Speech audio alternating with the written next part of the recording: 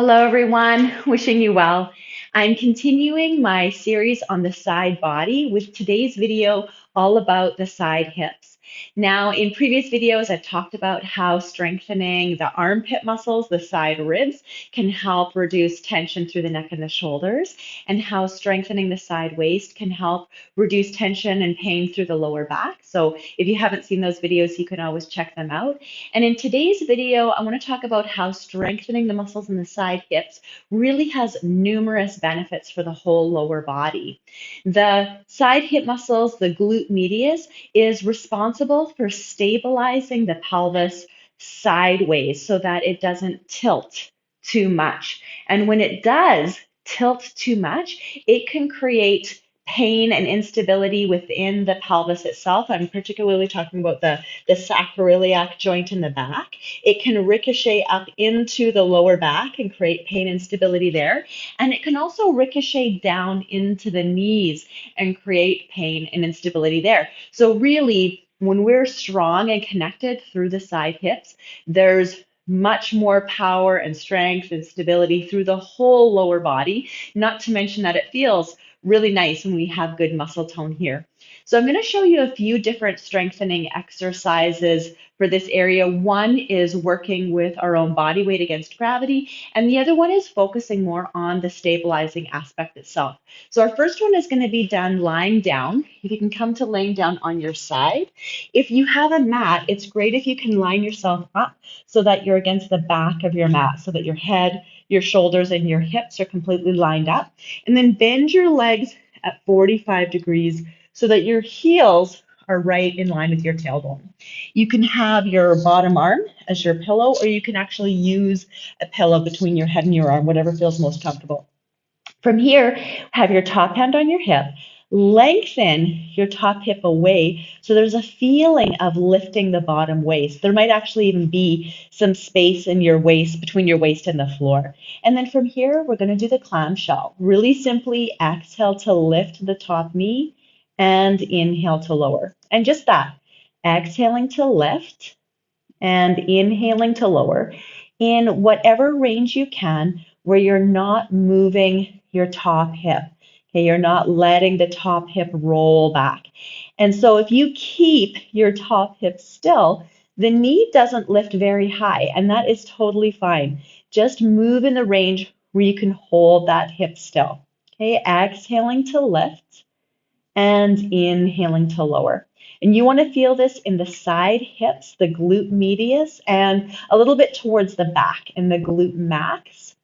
Okay, and if you feel any discomfort in your lower back, then I would bring your top hip forward even more and try to hold it there and keep your abdominals held in, which means that the movement might even be a little bit smaller, and that's fine. It's more important that you isolate the muscle and that you keep the stability through your lower back.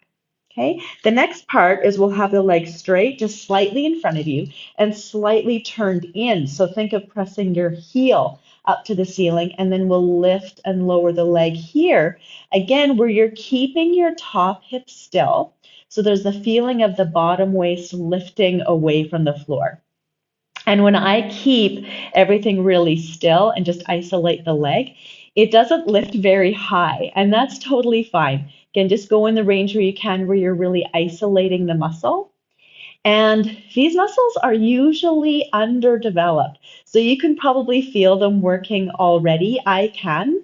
And so just do as many reps as feels comfortable so that the muscles get a workout, they get a little bit fatigued, but you don't start to lose your alignment. Okay, so we'll just do one more here. And then we'll go to the other side.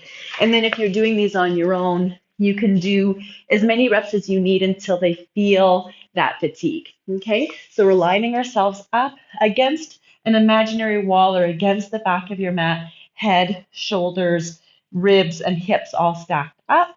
Legs at 45 degrees so your heels are in line with your tailbone. Again, having your bottom arm as your pillow or actually using a pillow. And then your top hand on your hip, lengthening the hip away so that there's the feeling of lifting your bottom waist away from the floor. Okay, exhaling to lift the knee and inhaling to lower. Just moving in the range where you keep your top hip still and maybe even bringing your top hip slightly forward if you know you need to protect your lower back a little bit more. Okay, and so the range of motion, how big it moves, is going to be different from person to person, really depending on our anatomy. So don't worry about how high it goes. Focus more on keeping your alignment. And this exercise is a really common exercise given out by different therapists in order to help with problems in the hips, in the lower back, in the knees, in the ankles. So it's a really good one to know. Okay, exhaling to lift and inhaling to lower, and we'll just do one more. Okay, and then the next part, you have your leg out straight. It's just slightly in front and it's turned in. So you're pressing the outside of the heel towards the ceiling and you're lifting and lowering the leg here, reaching your top hip away again so that your bottom waist is feeling like it's lifted away from the floor and just moving in the range where you can keep your hips still. Okay, so letting it be small if you need. And just make sure your neck and shoulders feel really comfortable, whatever you need for that to happen.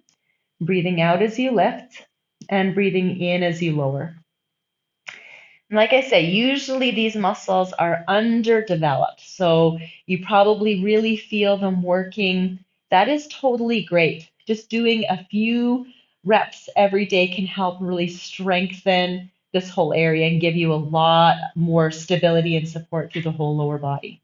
Okay, so we'll just do one more and then come up to standing. And we're going to go into our stabilization exercise and balance. And so start off where your legs are a little bit bent and you have your tailbone just a little bit curled underneath you. So your abdominals are pulled in, so your hips are really stable. And then we're going to start off going side to side, pushing and trying to stick your landing almost like you're a speed skater or you're rollerblading, pushing and landing, and you're stabilizing with those muscles on the side of your hips to try to hold you still, feeling that your hips are staying steady, your knees, your ankles, you're keeping that slight tilt through the pelvis, your abdominals are pulled in. Okay, and then if you want to challenge yourself, you just push a little bit more, making it a little bit bigger. So you're really challenging those muscles to stabilize, to balance, and we'll just do one more each way. Good. Okay, and then we'll finish with a stretch. And so if you can step your right foot forward, bend the knee, have the left leg behind on the pinky toe side of your foot. Let the left hip come forward, reach your left arm overhead. If you can, take your wrist, and then just breathing here into the whole left side of your body. We're stretching the hip, but really stretching the whole side body from your pinky finger to your pinky toe. And then step the feet together and then to the other side. Step the left foot forward, bend the knee. Go on the right side, on the pinky toe side of your foot. Bring the right arm up overhead. Let the whole right side come forward a little bit and breathing here. Okay, breathing into the whole side body from the pinky finger to the pinky toe.